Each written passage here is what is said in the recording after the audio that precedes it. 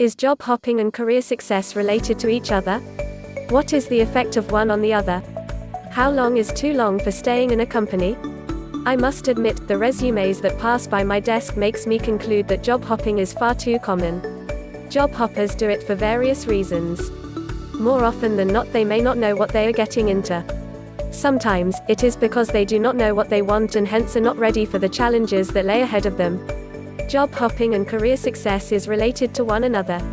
In my opinion, job hopping affects career success in a negative manner.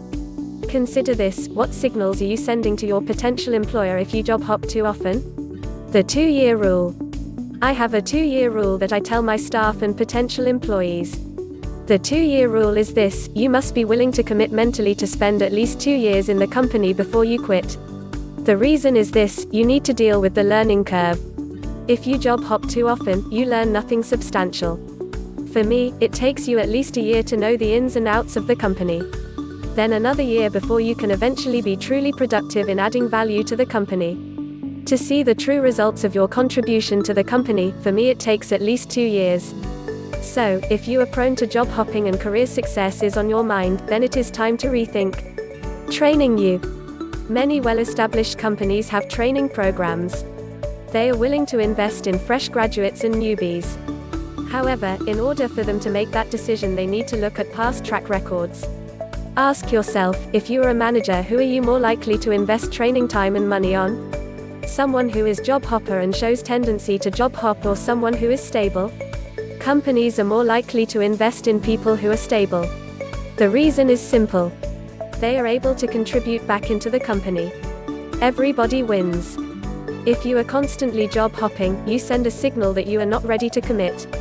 Companies like to invest in people who see their career goals align with their corporate goals. Job hoppers usually cannot see their career path beyond the next year. Decreasing the incidence of job hopping. One of the best ways to quit job hopping is to truly know what you want. Once you know that, you will have singular focus in the pursuit of your career goals. Of course, it is understandable that as a fresh graduate or newbie at work, it is tough to know that. You may be interested in some other industries. If there are other fields that you are interested in, then make a plan to find out about them. Start with the internet, and then ask friends who may know people in those fields. Speak to them, ask them about the expectations of the company and the role of the position you are interested in. You may not have all the answers, but at least you get some idea. That would decrease the chances of you job hopping. Make learning a key objective. If you are new in the workforce and have been job hopping quite a bit, my advice to you is this: truly find out what you want. Once you know that, find a company that is willing to train, or how they are willing to commit to their employees' career in the long term. If they have structured training programs, join them. Make learning the relevant skills and knowledge in that industry your key objective. The skills and knowledge that you learn will contribute to your career success in the long term. It is something that you can bring with you the rest of your life.